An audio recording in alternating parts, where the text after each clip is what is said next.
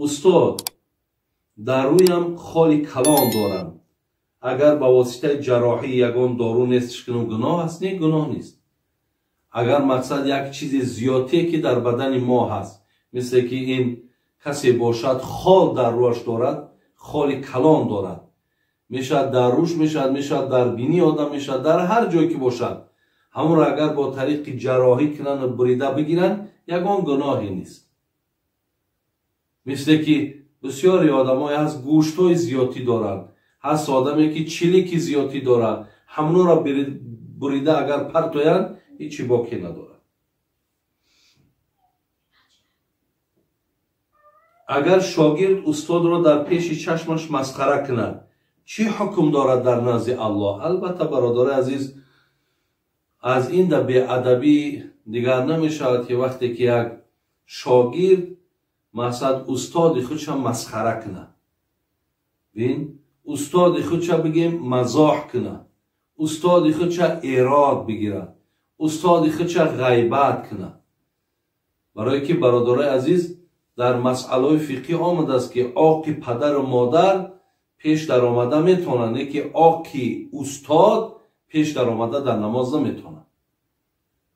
برای همین این بسیار گناه بزرگه. در قرآن نامی ازلیه هست. من به دخترچم این اسم را گذاشتم. این جایز است و چی معنا دارد؟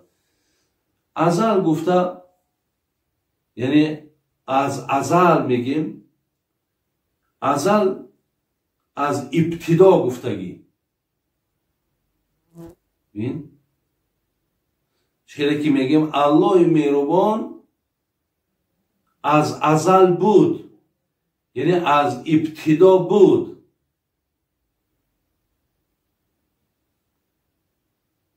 برای همین ازلیه به معنای ابتدا، یعنی از اول گفتگی. برای همین نامی بد نیست، درسته.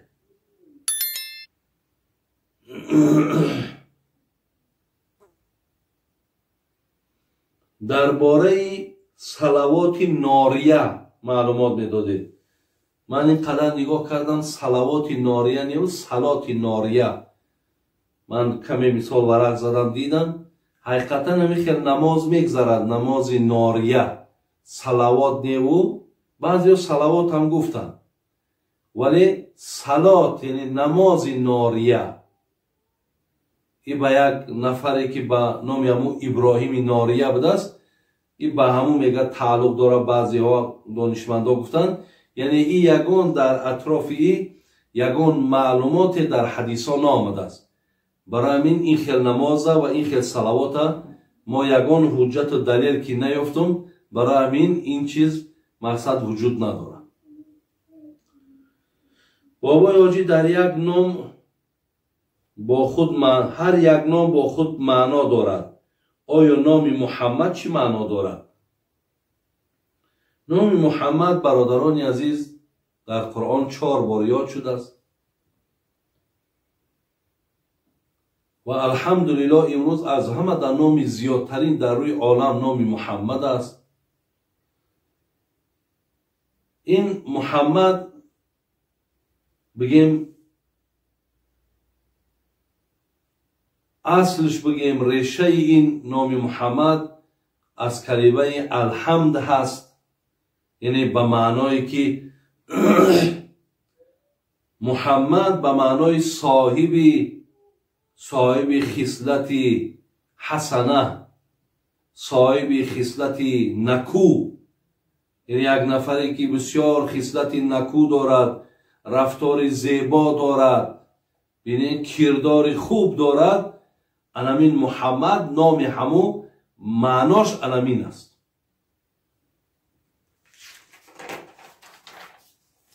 استاد حاضر در بسیار زندگی ها مادر دختر در آمده زندگی را ویران میکند. التماس در این مسئله صحبت کنید. حقیقتا ما درباره گویم همین خوشتامن هایی که نسبت کلین ها حقیقتا بدبینی میکنن، کوربینی میکنن، بیرحمی میکنن، ظلم میکنن، خیلی صحبت‌های زیاد کردیم. از گردنم بگیم ساکت کردم برای که همین مراجعت و همین خواهش از من همون کرین ها که میکند من خودم مسئول احساس میکنم و جواب میگردم.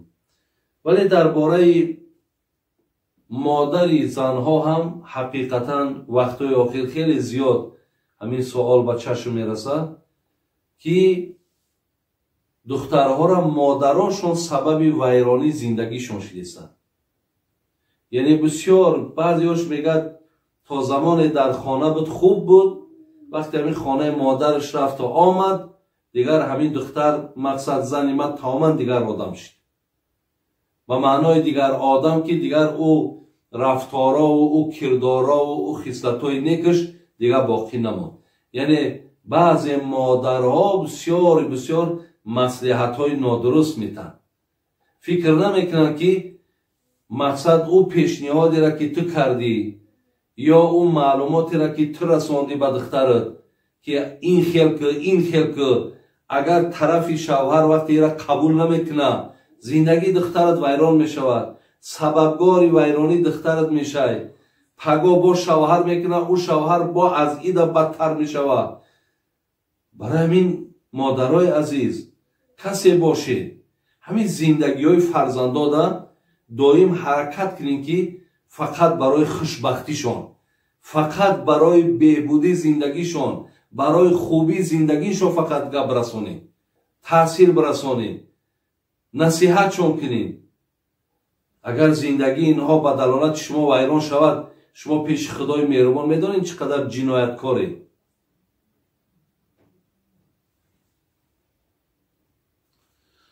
میگویند که در جنت پیروان دین اسلام داخل میشوند. در ما چند مذهب هست، کدام مذهب داخل میشود و کدامش نه. برادرای عزیز،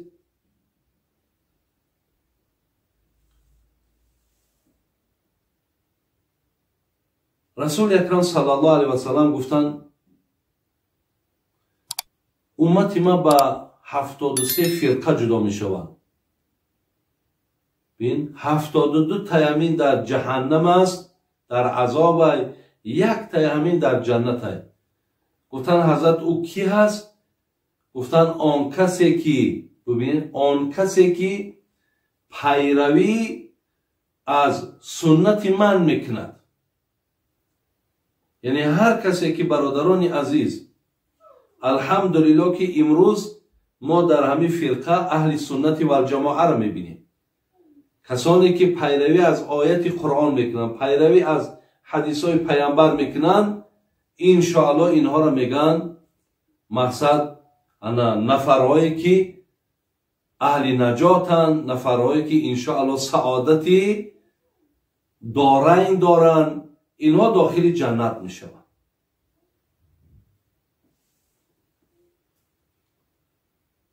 من در روسیه میخوانم و هم کار میکنم.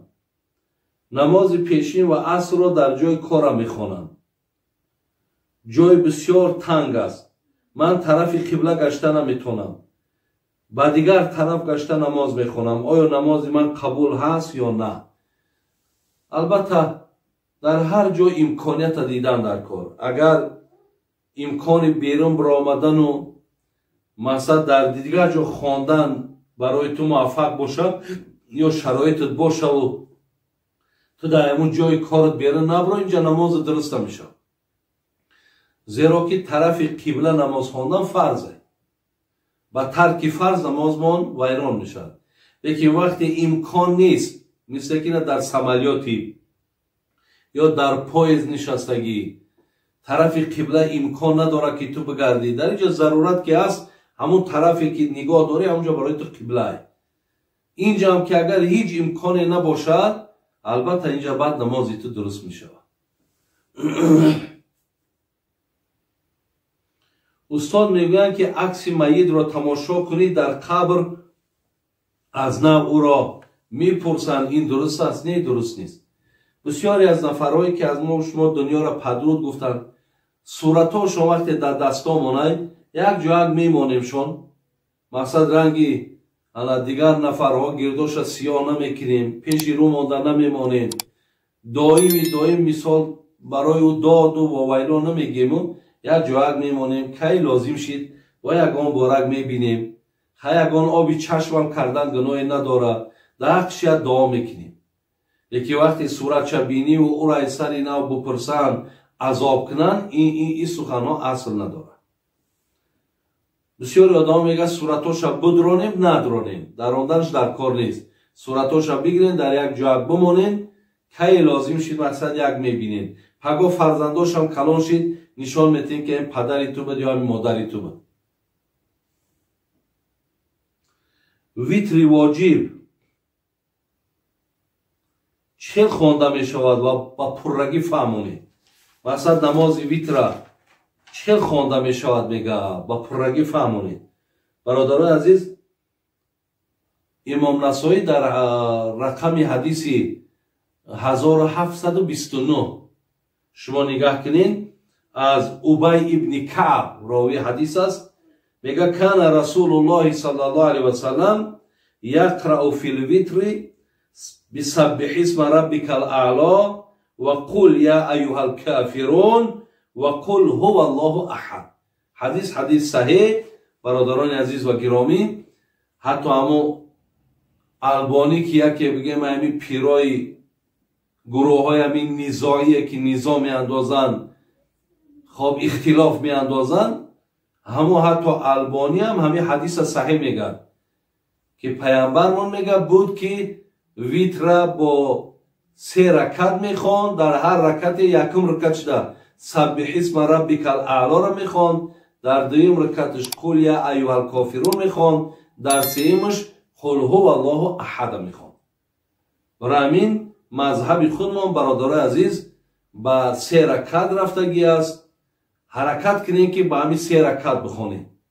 агарчанде барои шумо аз дигар мақсад мазҳаб бошад ё аз дигар ҳадисҳо далелҳои 1 ракатаву 5 ракатаву мақсад дигар ададҳоро барои шумо ҳам ки биёранд, барои мо дигар бародари азиз ҳамин далелра ки алло раҳмат кунад ҷаноби абу ҳанифара ки барои мо шумо мақсад ҳадиси пайғамбара расондестай, 3 ракат бо ҳадиси саҳеҳ собитай, ҳазрат ҳамчунон хондай, дигар мо бародари азиз ниёз ба дигар мақсад ракъатҳое ки омадааст ба ӯ дигар надорем. барои ҳамин ҳамин 3 раката хонем ва ҳаракат кунем. бародари азиз ва гиромӣ, ҳаракат кунем ки дар ҳар як масъалаву масоил ай мазҳаби абу ҳанифа, зеро бисёри одамои бигем бисёр ҳасади зиёд ки доранд дар шахсияти мо ва бисёр бадбин ки ҳастанд, онҳоро мақсад ҳамин сухани мо намефорад.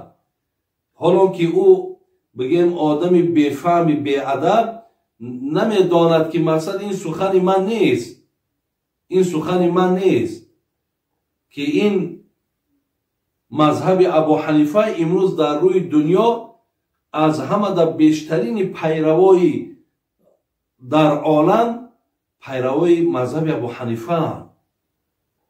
аз ҳамин вақте ман мегӯм рафъи ядай накунем, мазҳаби худмон ҳаминра бародарои азиз ҳамин мақсад рафъи ядай надорад.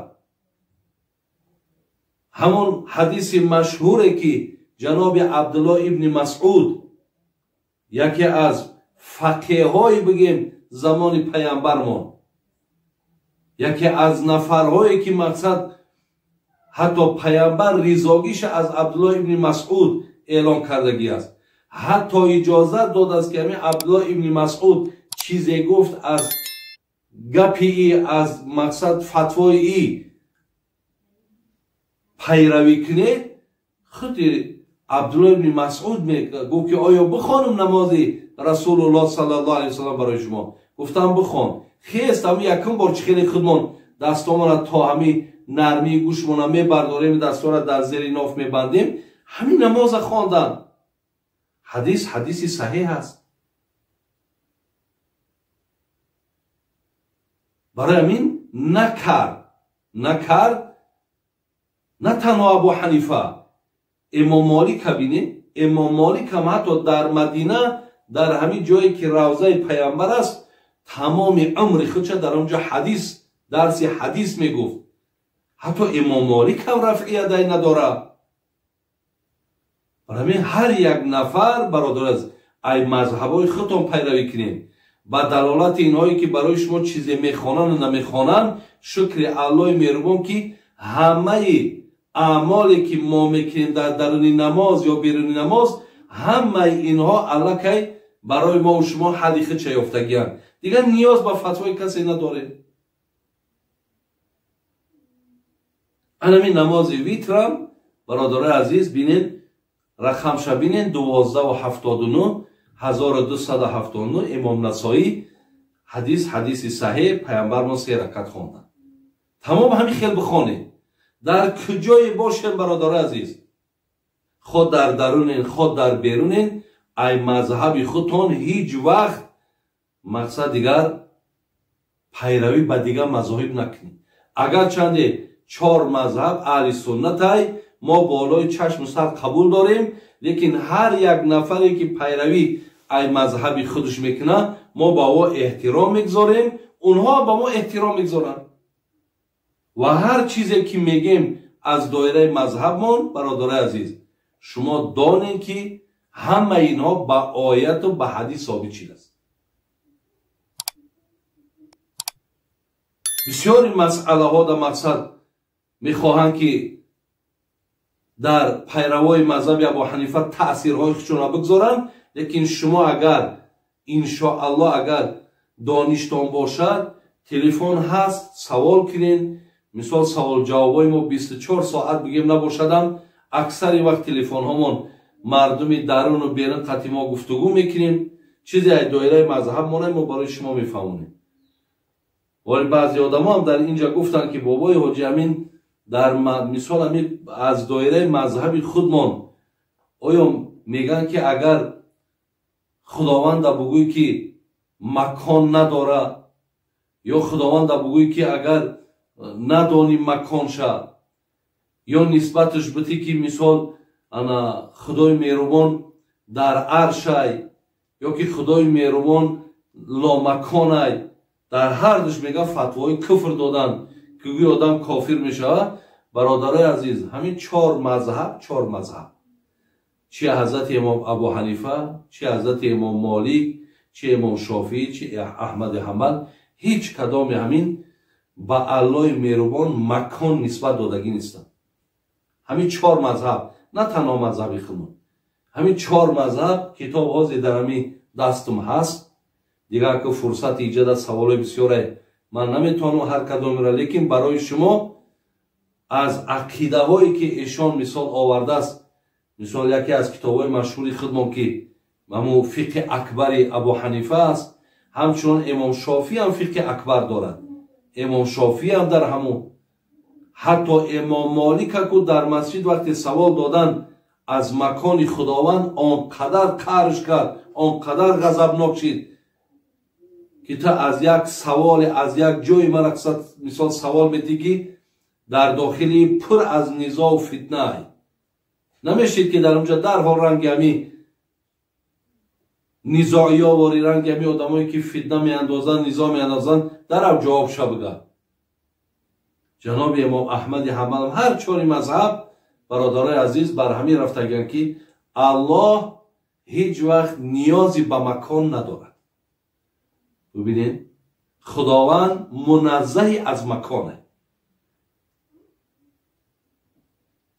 و با علمش و با قدرتش ببینید در همه جا هست.